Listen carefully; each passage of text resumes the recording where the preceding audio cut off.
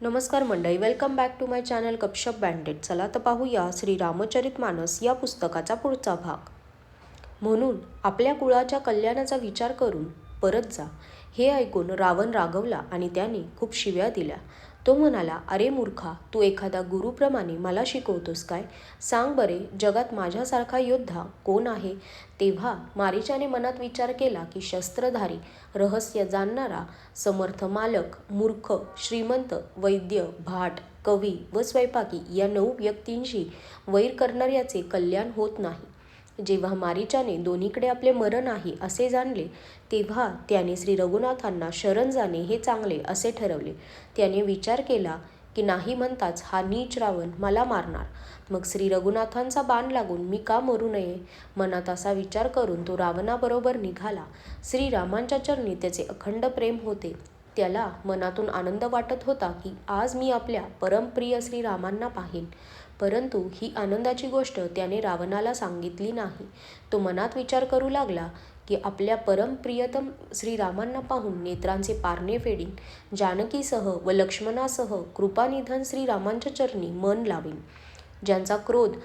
ज्यांचा क्रोधसुद्धा मोक्ष देणारा आहे आणि ज्यांची भक्ती स्वतंत्र अशा भगवंतांना वश करणारी आहे. आहाहा, तेच आनंदाचे सागर असलेले श्रीहरी आपल्या हातांनी बाण मारून माझा वध करणार. मनुष्यबाण धारण केलेल्या प्रभूंना मी माझ्या मागे मागे मला पकडण्यासाठी पृथ्वीवर धावताना वारंवार पाहीन.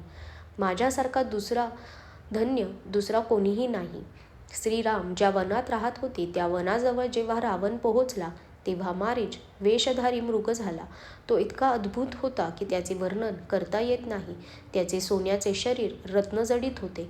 सीतेने ते अत्यंत सुंदर हरिण बघितले. त्याच्या अंगांची शोभा फार मनोहर होती. ती म्हणू लागली, हे देवा, हे कृपाळू रघुवीर, ऐका, या मृगाचे कातडे फारच सुंदर आहे. जानकी म्हणाली, हे सत्यप्रतिज्ञ प्रभो, याला मारून याचे कातडे आणून द्या.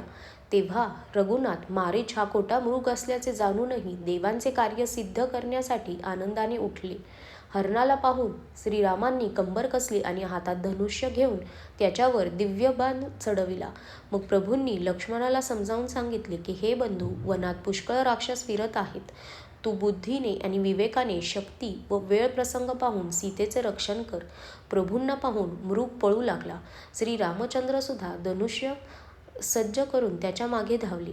वेद ज्यांच्याविषयी नेती असे म्हणतात आणि शिवांनाही ध्यानामध्ये ज्यांचे दर्शन घडत नाही, जे मन व वाणी यांच्या पलीकडचे आहेत, तेच श्रीराम मायेने बनलेल्या मृगामागे धावत होते.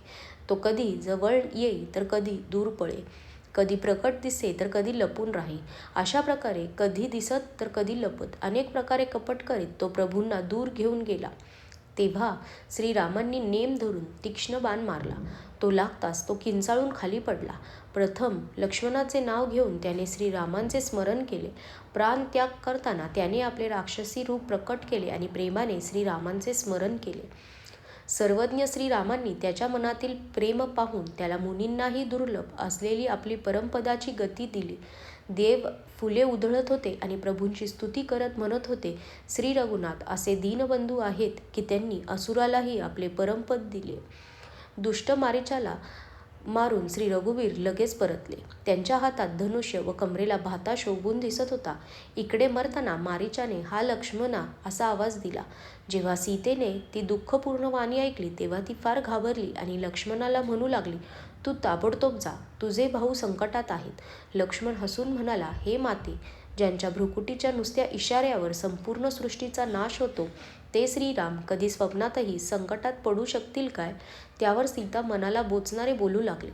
तेव्हा भगवंताच्या प्रेरणेने लक्ष्मणाचे मनही अस्थिर झाले.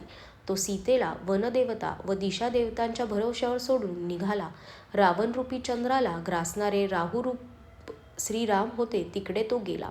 जवळ कुणी नाही अशी संधी बघून रावण संन्यासी वेशात सीतेजवळ आला. ज्याच्या भीतीमुळे देव आणि दैत्य इतके घाबरत की त्यांना रात्री झोप येत नसे आणि दिवसा पोटभर जेवण जात नसे, तोच रावण कुत्र्याप्रमाणे इकडे तिकडे पाहत चोरी करण्यास निघाला.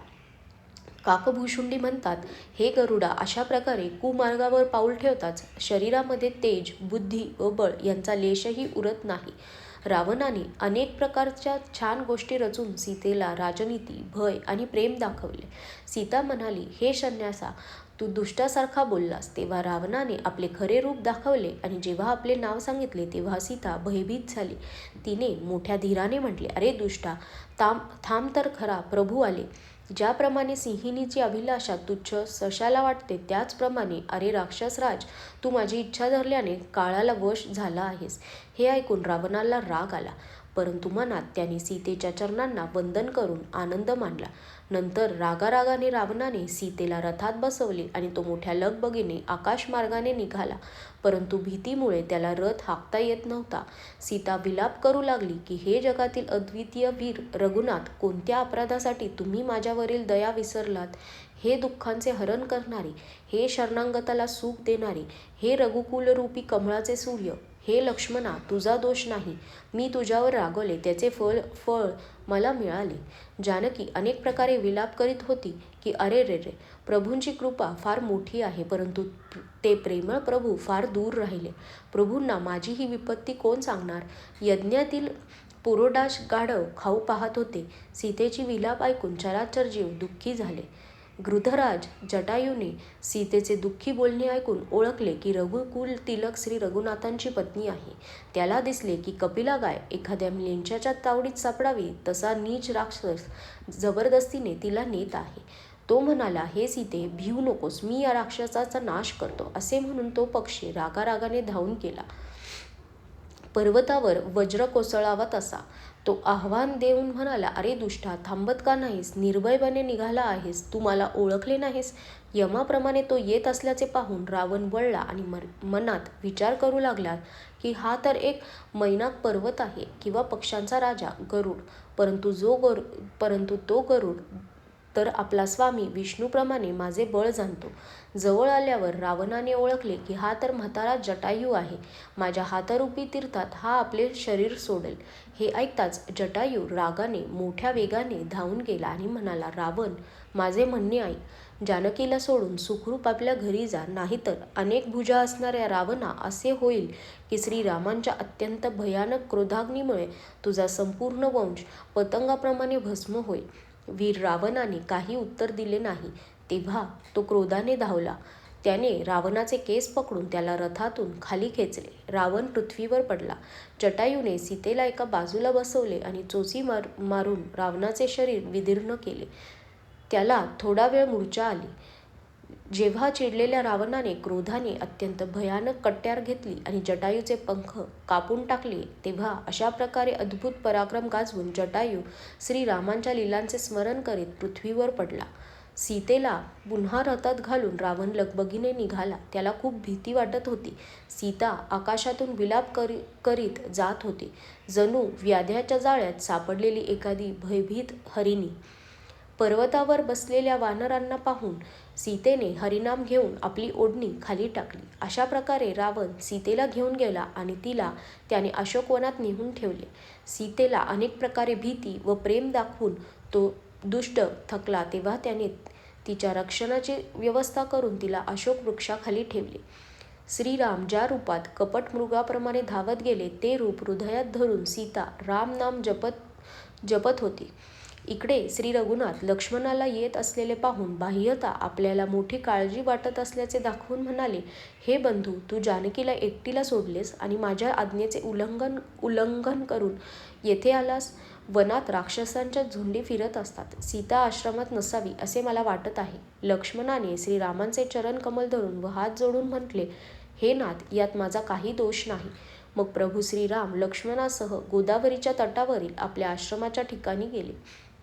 आश्रमात जानकी नसल्याचे पाहून श्रीराम सामान्य मनुष्यप्रमाणे व्याकुळ व दुःखी झाले. ते विलाप करू लागले, हे गुणनिधान जानकी, रूप, शील, व्रत आणि नियमांनी पवित्र असलेल्या सीते. लक्ष्मणाने श्रीरामांना पुष्कळ समजावले, परंतु श्रीराम लतावृक्षांच्या रांगांना विचारत निघाले, हे पक्ष्यांनो, हे पशूंनो, हे भ्रमरांच्या झुंडींनो, तुम्ही माझ्या मृगनयनास सीतेला पाहिले आहे का? खंजन, पोपट, कबूतर, हरिण, मासे, भ्रमर समूह, गायन प्रवीण कोकिळ, कुंदकळ्या, डाळिंब, वीज, कमळ, शरदातील चंद्रमा, नागिन, वरुणाचा पाश, कामदेवांचे धनुष्य, हंस, हत्ती आणि सिंह हे सर्वजण आज आपली प्रशंसा ऐकत होते. श्रीफळ, सुवर्ण आणि केळी आज आनंदित होत होत्या. त्यांच्या मनात जरासुद्धा शंका व संकोच नव्हता. हे जानकी, ऐक, तुझ्याविना हे सर्व आज असे आनंदात आहेत जणू त्यांना राज्य मिळाले आहे. तुझ्या अंगांपुढे सर्वजण तुच्छ, अपमानित व लज्जित होते. तू नसल्यामुळे हे आपल्या शोभेच्या अभिमानाने प्रफुल्लित आहेत. तुला ही त्यांची घमेंड कशी सहन झाली? हे प्रिये, तू लवकर प्रकट का होत नाहीस? अशा प्रकारे अनंत ब्रह्मांडाचे व स्वरूप शक्ती सीतेचे स्वामी श्रीराम सीतेला शोधत असा विलाप करीत होते जसा एखादा महावीरही आणि अत्यंत कामी पुरुष करतो. पूर्ण काम, आनंदाची खाण, अजन्मा व अविनाशी श्रीराम मनुष्यासारखी लीला करीत होते. पुढे गेल्यावर त्यांना गृधपती जटायू पडलेला दिसला. तो श्रीरामांचे ध्वज, कुलिश इत्यादी चिन्हांनी अंकित चरणांचे स्मरण करीत होता. कृपासागर रघुवीरांनी आपल्या करकमलांनी त्याच्या मस्तकाला स्पर्श केला. शोभाधाम श्री रामचंद्रांचे परमसुंदर मुख पाहून जटायूची सर्व पीडा नाहीशी झाली. आजच्यासाठी धन्यवाद.